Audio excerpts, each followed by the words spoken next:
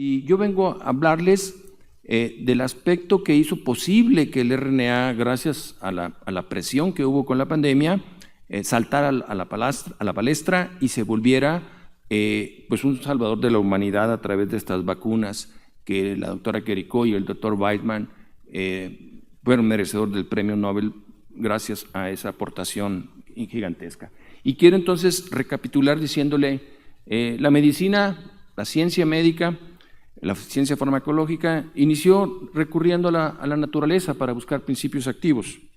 Posteriormente fue posible sintetizar muchos de esos principios activos en el laboratorio y yo siempre me gusta nombrar el ejemplo de Sintex, porque es un caso de éxito en México de cómo se sintetizaron estos anticonceptivos, ¿no? Posteriormente, y eso nos tocó vivirlo probablemente en este caso a Javier y a un servidor, el advenimiento de la ingeniería genética, donde ahora adquirimos la capacidad de reprogramar microorganismos para producir medicamentos humanos para uso humano, usando a los microorganismos.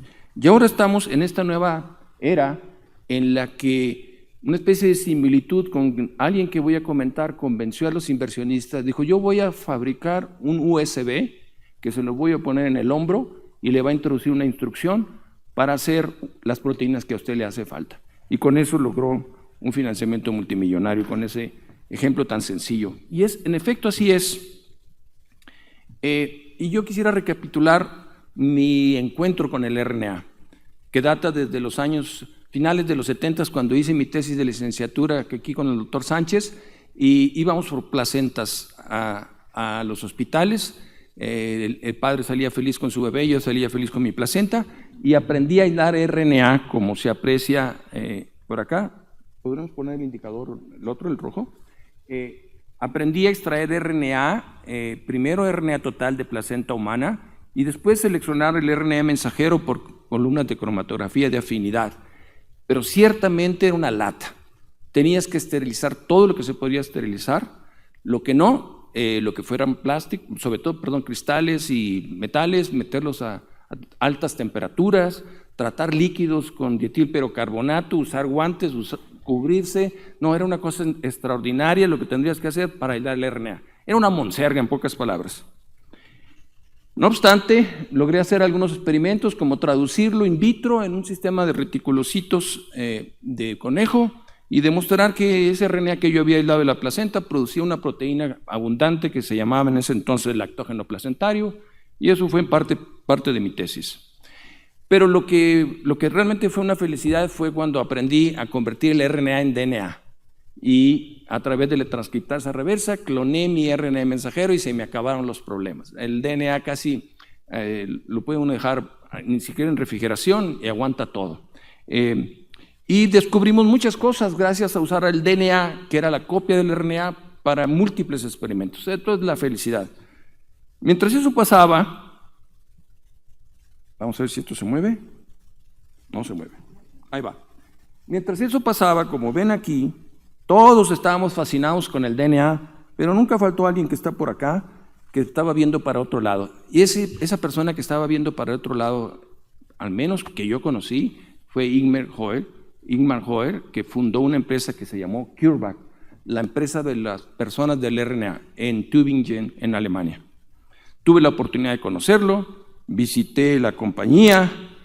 Yo iba escéptico porque fui con una encomienda. Me dijeron, oye Hugo, fíjate que hay una nueva tecnología que no usa DNA para desarrollar medicamentos. Imposible, dije yo, tiene que ser DNA. Cuando regresé, venía fascinado. Aquí estoy con el director médico, con el director financiero y la directora técnica en CureVac, y que me abrieron las puertas y visité las instalaciones, y en efecto, el RNA ya era una realidad. Estaban fabricando las plantas de GMP para producir en gran escala, y el plan era inundar el planeta con nuevos medicamentos. Y la historia después se las platicaré. Era uno de los candidatos para el premio Nobel, pero le apostó a los nucleótidos no modificados, y ahí fue la falla. La vacuna no dio el resultado esperado, y quien ganó fue nuestros amigos que ya comentamos, que optaron por los nucleótidos modificados. Esta es la gráfica que mostró el doctor Weizmann y que es clásica que viene también a tratar de acallar esas voces que dicen, ¿y cómo fue posible que en 6 meses o en 9 meses, un año, desarrollaran el RNA y la vacuna? Aquí hay una conspiración, como todo, ¿no? Y si recordamos la historia, esto data desde 1961, cuando dos grupos, uno encabezado por Sidney Brenner y François Jacob, y el otro por Francis Crick y Walter Gilbert, publicaron conjuntamente la existencia del RNA, descubrieron el RNA. Y desde el 61 a la fecha, los problemas fueron muy serios para tratar de sacarle un provecho como agente terapéutico, por lo que ya se mencionó, es extremadamente inmunogénico. Y como verán, la solución fue la modificación de los nucleósidos. Yo solo quiero decirles, y con gran orgullo y satisfacción, que tuve la oportunidad de conocer al doctor Brenner, una extraordinaria persona, que nos acompañó en un evento en Monterrey. Ahí está, fue un premio Nobel. No se lo dieron por el descubrimiento del RNA, se lo dieron por el genoma de Xenorapitis elegans y el fenómeno de apoptosis. Muy merecido, aunque lo merecía antes. Y también, como usted, al igual que ustedes que nos acompañaron hace aproximadamente un mes, pues tuvimos la fortuna y el honor de conocer al doctor Weissman, que recibió el premio Nobel por haber demostrado que el RNA sí funciona como un agente terapéutico. Muy bien.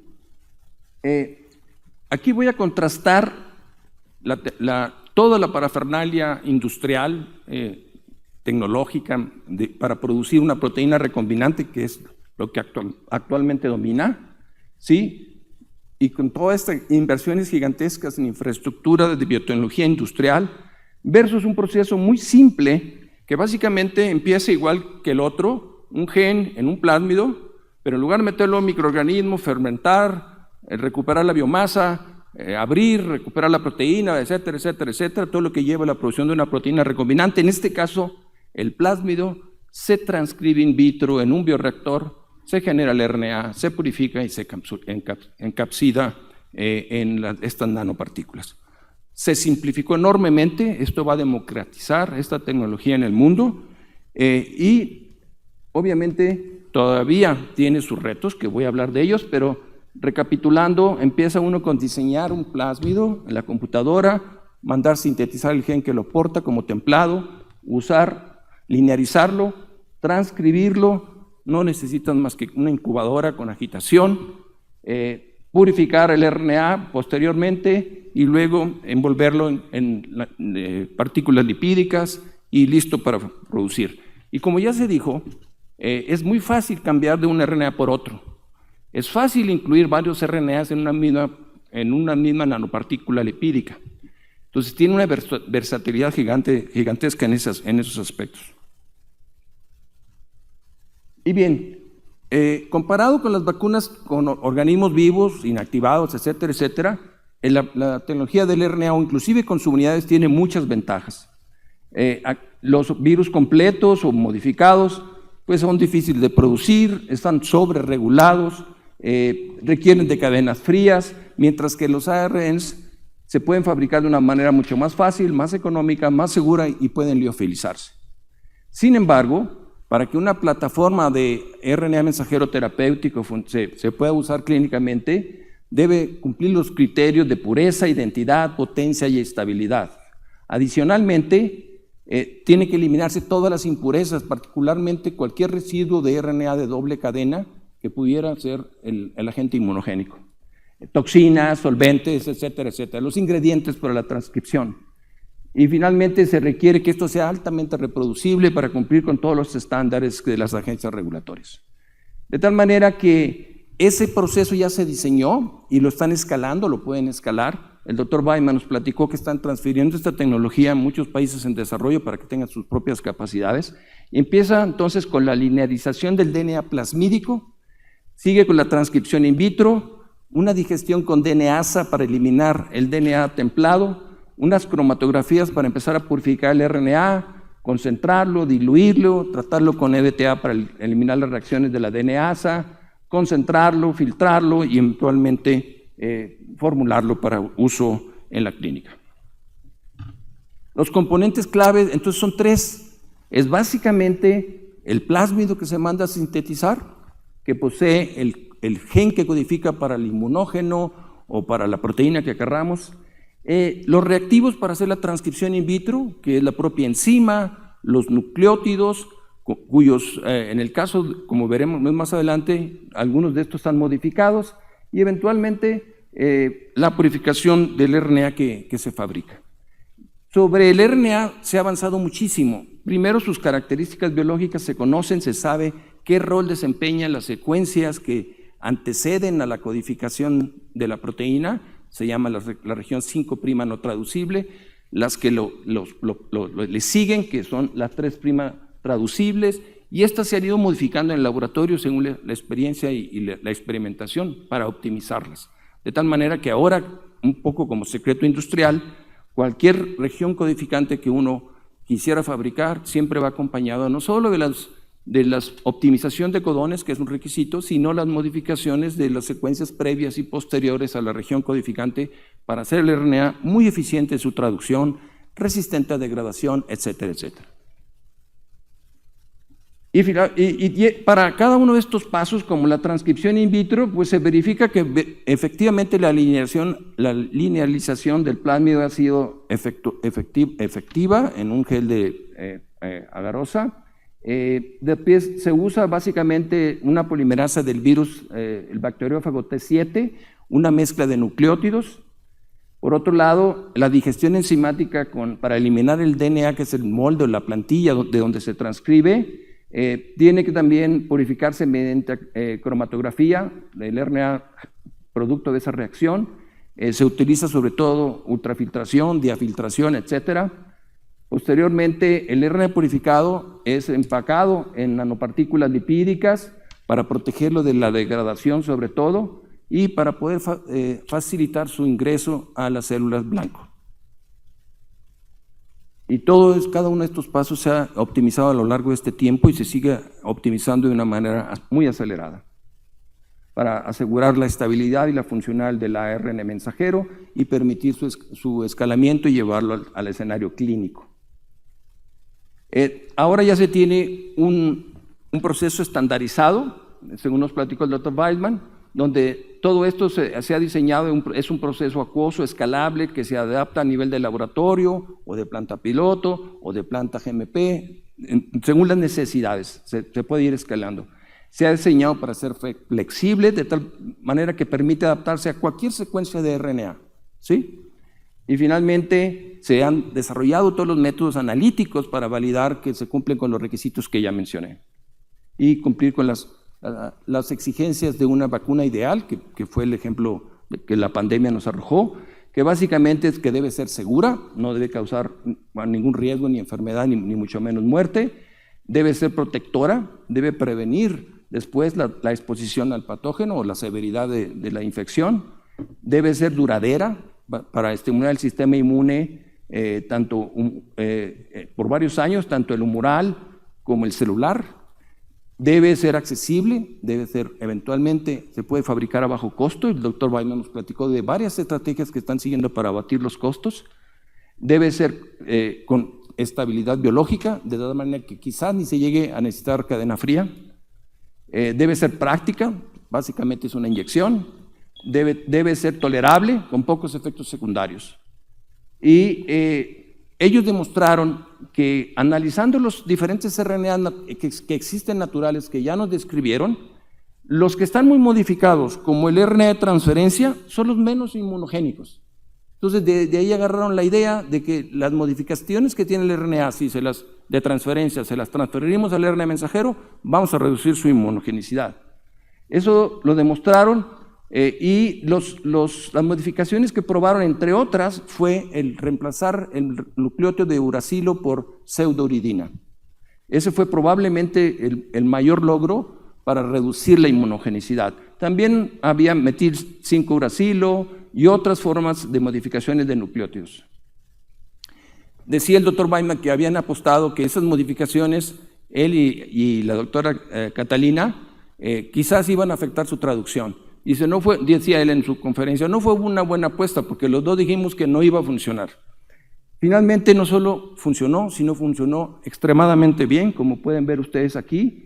Si no se ha modificado, la traducción es pobre, y una vez que se modifica la siguiente barra, la traducción es mucho mayor. Entonces, no solo redujeron esa inmunogenicidad, sino que mejoraron también la eficiencia de su traducción. Y también demostraron cuál sería la mejor vía. Probaron todas las vías en estos modelos murinos, desde intradérmicas, intramusculares, subcutáneas, etcétera, inclusive intratecales, y vieron cómo la vía intradérmica e intramuscular es la que perdura más el RNA y produce más el antígeno en el caso de las vacunas, y es la forma quizás más efectiva de utilizarlos. Y también demostraron que induce inclusive mejor que las vacunas actuales la memoria inmunológica, inclusive más que la propia infección. Y en estas pruebas demostraron que lo hacía tanto en células B como en células T. Esa respuesta de la memoria inmunológica se veía aumentada enormemente con estos RNA mensajeros modificados. Y finalmente demostraron que los efectos adversos, muchos adjudicados a la inmunogenicidad, no son dependientes del RNA, sino de la partícula de lípidos, las nanopartículas lipídicas, con la demostración de cuando usaron las puras nanopartículas lipídicas vacías, lograban el mismo efecto inmunogénico que cuando usaban la vacuna completa. Entonces, la inmunogenicidad está en las partículas lipídicas. Por lo tanto, los retos futuros para esta tecnología que propone revolucionar el desarrollo de las vacunas y las terapias génicas gracias a su rapidez, adaptabilidad y eficacia, y que tiene que resolver los problemas de abastecimiento. Actualmente es costoso, tanto las enzimas como los nucleótidos modificados, de lo más costoso que existe para producir estos RNAs. Pero Dr. Weidman confía que tanto la eficacia, la mejora en la eficiencia de los procesos y la automatización de estos procesos va a permitir superar estas limitaciones y hacer accesible esta tecnología a todo el mundo. Estas son las ventajas: producción rápida, escalable, no se integra el genoma, ya se comentó, plataforma flexible, y hay aplicaciones en vacunas, en oncología, en terapia génica, pero los desafíos están en todavía mejorar la estabilidad y la entrega dirigida a los órganos blancos, el control de la inmunogenicidad de las nanopartículas lipídicas, que se está trabajando en ello, la duración de la expresión, se está trabajando inclusive en vacunas con RNA circular, no solo autorreplicante. El RNA circular es más resistente a RNAs y podrá durar más, y hacer más accesible la tecnología. Las innovaciones actualmente, el reto están en las propias partículas lipídicas y en el propio RNA mensajero. Muchísimas gracias.